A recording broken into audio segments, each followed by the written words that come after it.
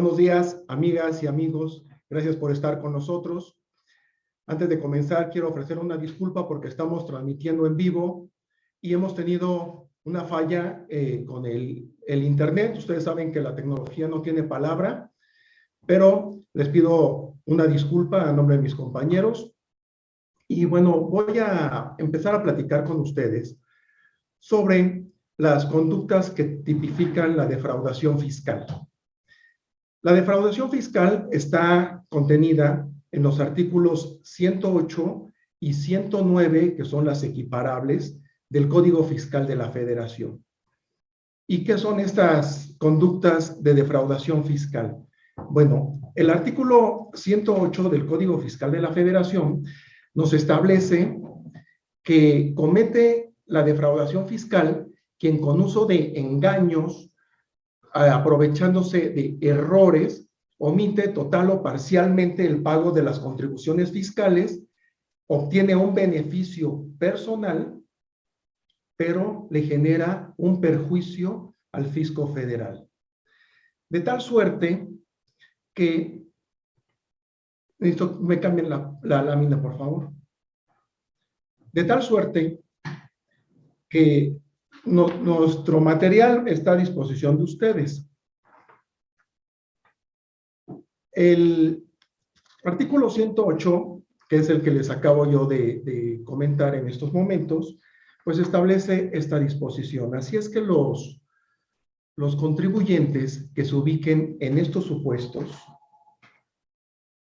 están sujetos a cierto tipo de sanciones y a cierto tipo de molestias ya por parte de la autoridad. Como verán ustedes, que no lo vamos a leer, les pido por favor que me cambien las láminas.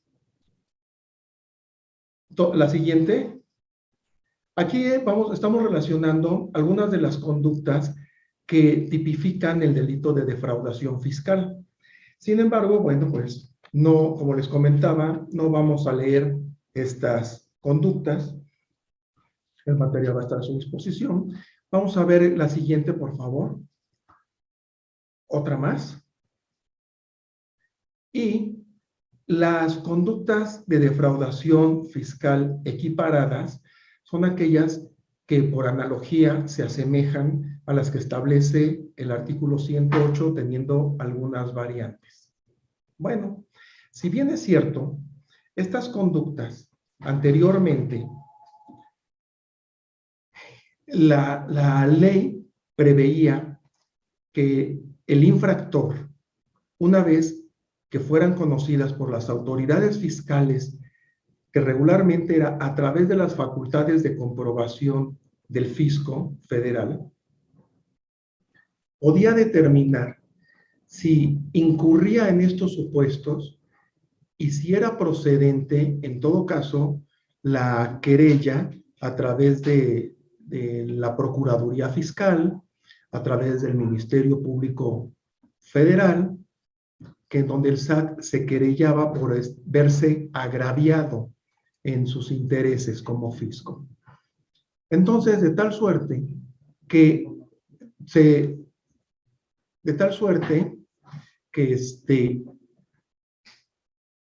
todas estas conductas estaban consagradas en el Código Nacional de Procedimientos Penales, en la Ley de Seguridad Nacional y en la Ley Federal de Delincuencia Organizada. Bueno, pues el pasado 24 de noviembre del 2022, el Pleno de la Suprema Corte de Justicia de la Nación analizó esta situación y estos códigos. ¿Me haces favor de cambiar? Más. ¿Otra? ¿Otra más? Otra más, por favor. Y entonces resuelven que se invaliden algunos artículos. Me la cambies, por favor, que sería el séptimo párrafo. Otra más. El séptimo párrafo, fracciones 1 y 2 del artículo 167 del Código Nacional de Procedimientos Penales, el artículo 5 con su fracción 13ª de la Ley de Seguridad Nacional y el artículo 2, fracciones 8, 8 bis y 8 ter de la Ley Federal de la Delincuencia Organizada. ¿Esto por qué razón? En primer lugar, porque se considera que estos artículos son violatorios del artículo 1 constitucional, que nos habla de los derechos humanos. Así pues, también que es un tema inconstitucional porque afecta directamente a lo que establece el artículo 19 del Código Fiscal, perdónenme, el artículo 19 de la Constitución Política de los Estados Unidos Mexicanos.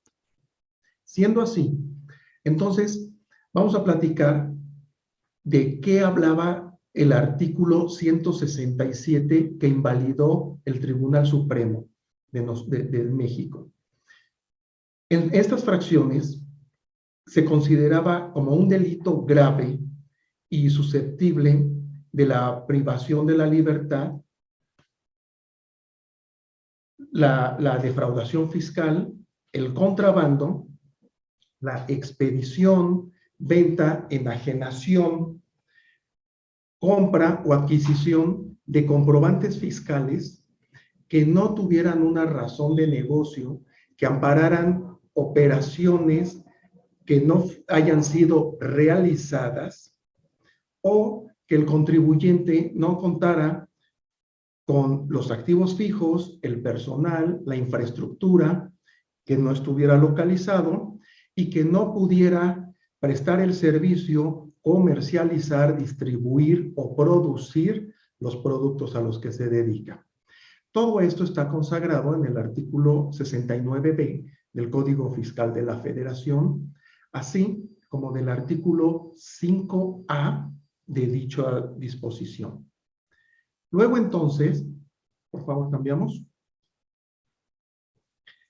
el Pleno de la Suprema Corte de Justicia también declara la invalidez a los artículos que están vinculados con el 167, que son el artículo 187 y 192 del ya mencionado Código Nacional de Procedimientos Penales.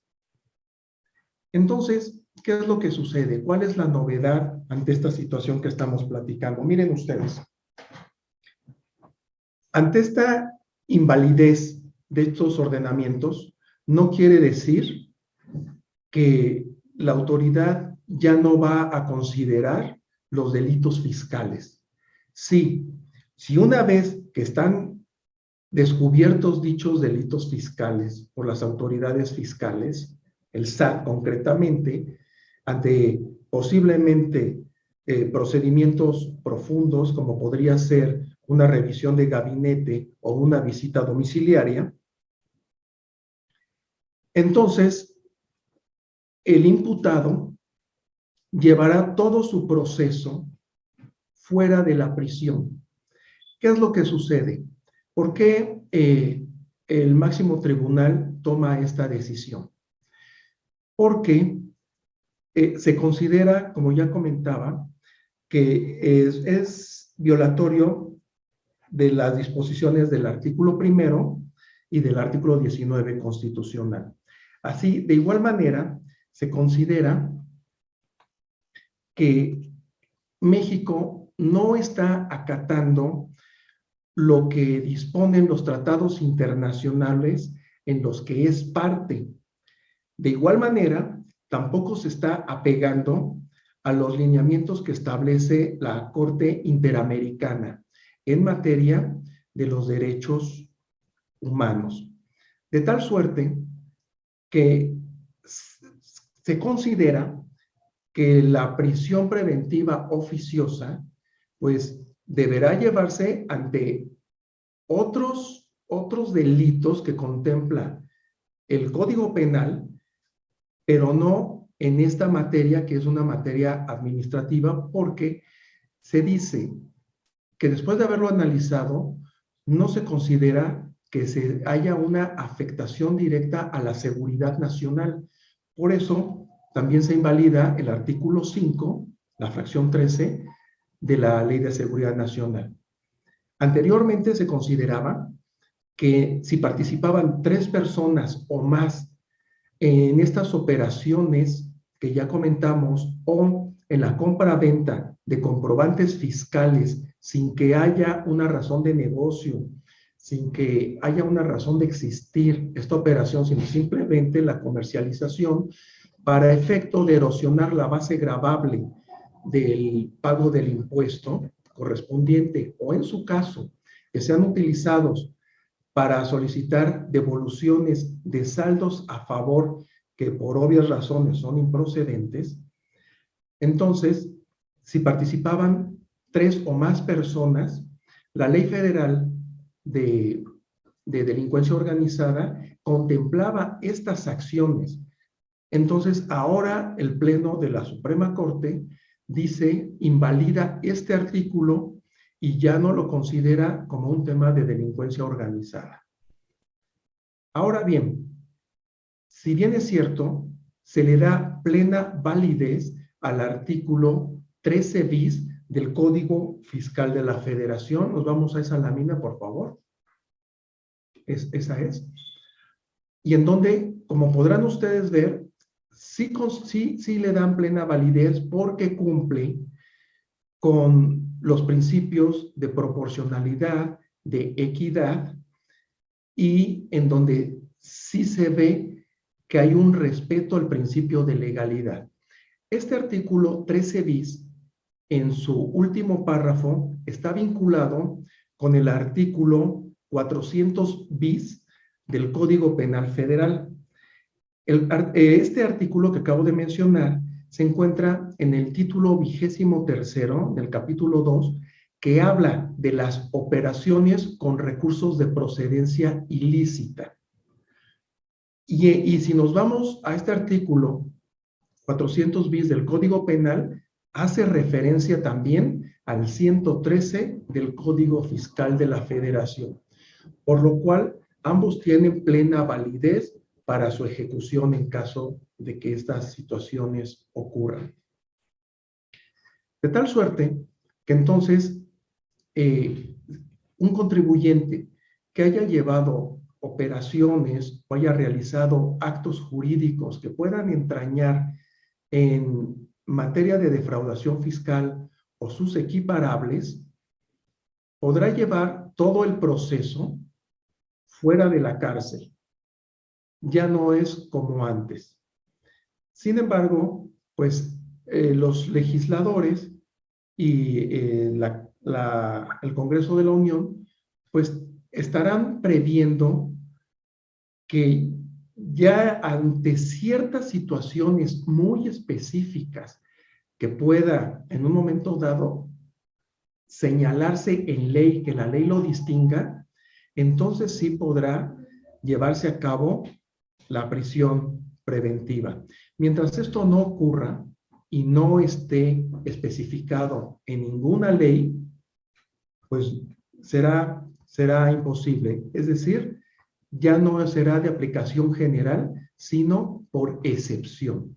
Y se llevarán a cabo algunas medidas cautelares al imputado que el mismo juzgador considerará que podrá ser dentro de su catálogo, como por ejemplo el ir a firmar cada 8 días, la restricción de salir de la ciudad o del país, etcétera. De acuerdo a la situación, así lo manejarán en esto. Te pido por favor que cambiemos. Ahora bien, miren, en el año 2020 se incorpora al Código Fiscal de la Federación el artículo 5A. Y el 5A nos habla precisamente de lo que se debe considerar como razón de negocios. Y la razón de negocio no es otra cosa más que verdaderamente exista una relación real de prestación de servicio, de producción, de enajenación de bienes, de otorgar el uso o goce temporal de bienes inmuebles, para efectos de poder obtener los ingresos del contribuyente, con una proporción razonable en donde la ganancia que obtenga el contribuyente pues no sea superior a lo que tenga que ser la recaudación, que no se vean afectados los intereses del fisco. De tal suerte que para el 2020, este artículo 5A del Código Fiscal de la Federación nos dice, o decía en aquel entonces, que estas conductas no tenían un impacto en materia penal. Pero para el 2021 esto sufre una reforma. Y, ¿me cambias por favor la lámina? Y entonces vemos que en el artículo 5A, en el séptimo párrafo, esta reforma queda plasmada como lo pueden ustedes apreciar, donde nos dice que sin perjuicio de las investigaciones y la responsabilidad penal que pudieran originarse con relación a la comisión de los delitos previstos en este código, es decir, al Código Fiscal de la Federación. Entonces, vemos que se encuentran en este andamiaje legal el artículo 5A, el artículo 108 del Código Fiscal de la Federación, el 109, que son los delitos equiparables, el 113 bis. De tal suerte que la intención del legislador es salvaguardar los derechos humanos de todos los mexicanos conforme al artículo 1 constitucional y que no se vean afectadas sus garantías individuales conforme al artículo 19 de la misma Constitución. Por mi parte, pues ha sido todo, y antes de concluir mi intervención, y si les ha gustado este video y los anteriores que hemos realizado, no olviden suscribirse a nuestro canal y activar la campanita para efectos de que ustedes puedan recibir las notificaciones de todo el material nuevo que estamos poniendo a su disposición y que deseamos sinceramente sea de toda su utilidad, y estamos a sus órdenes y a su servicio.